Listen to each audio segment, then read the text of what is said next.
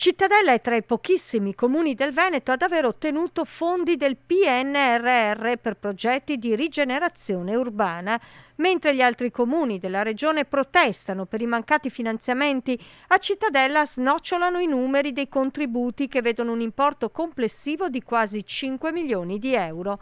A fare la differenza, sottolineano il sindaco Piero Bonne e l'assessore Simioni, è l'efficienza degli uffici comunali. Ha vinto la competenza degli uffici perché sono stati veramente bravi a fare le domande in tempi veramente stretti e a fare le domande complete che sono state accolte favorevolmente. 2 milioni e 400 mila euro saranno destinati a finanziare il progetto di recupero dell'area ex Cigas, il parco e la Casa dell'Ascolto, un centro al servizio di donne, bambini e famiglie in collaborazione con servizi sociali e forze dell'ordine. Abbiamo quest'area molto importante che è Fronte Mura, dove abbiamo il fabbricato, un fabbricato da recuperare e un'area di circa 7.000 metri quadri dietro e siamo proprio attaccati alle mura, quindi una zona molto importante che verrà riqualificata grazie appunto a questa opportunità e a questo finanziamento ottenuto. 1 milione per la realizzazione in Borgo Bassano di un'area camper attrezzata, ancora 1,5 milioni per la riqualificazione urbana di Borgo Padova.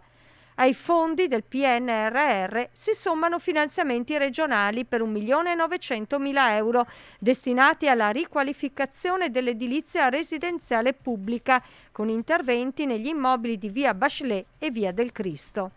Infine ci sono anche dei fondi del Ministero dell'Interno per la messa in sicurezza di edifici e territorio per oltre 1.800.000 euro.